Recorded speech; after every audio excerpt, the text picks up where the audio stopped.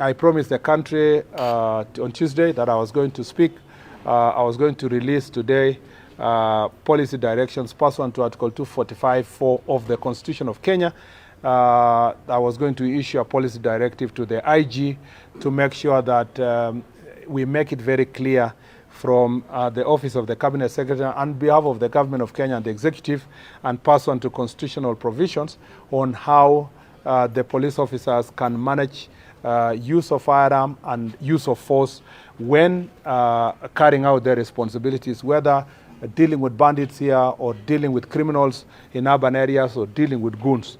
The good news is today, this morning, I have dispatched the policy to the IG, and it will be shared to the public, giving various recommendations on how they can be able to use force, when they can use force, what is the prevailing legal framework, including incorporating decisions of the court insofar as matters of use of force is concerned. And I want to assure the country that this is the first policy directive I'm giving since I became CS nearly 8 months ago, and this is the only prevailing policy directive on use of force and use of firearm by police officers to either protect themselves and protect members of public, and also when dealing with and apprehending criminals. The policy will be shared officially with all of you, and the contents of that policy will then be cascaded down by the IG through the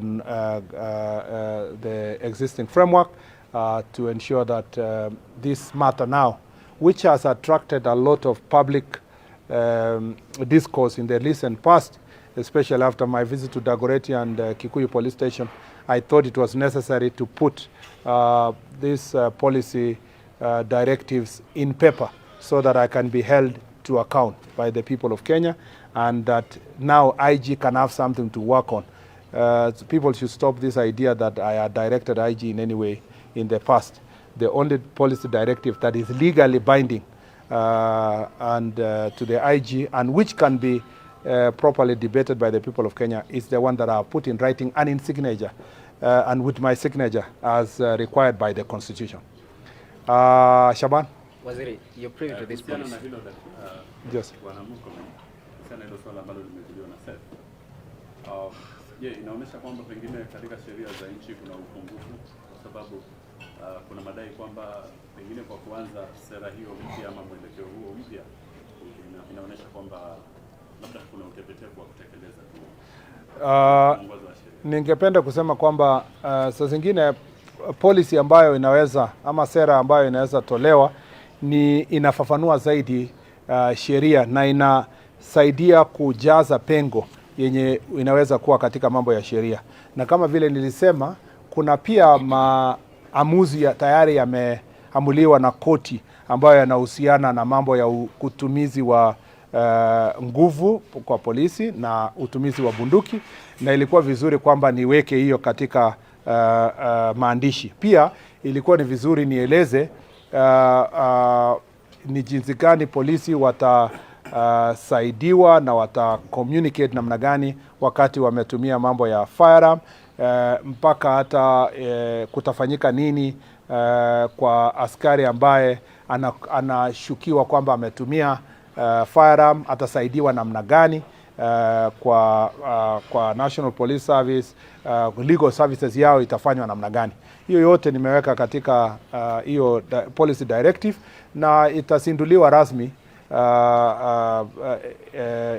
wakati nitakuwa nimewapatia leo kwa mkutano wa leo, na ninaamini ya kwamba italete discussion ambayo inafaa katika taifa letu, na kama kutakuwa na mambo mengine itasaidia kuboresha zaidi, nitahakikisha kwamba imeongezwa katika hiyo policy. Last one.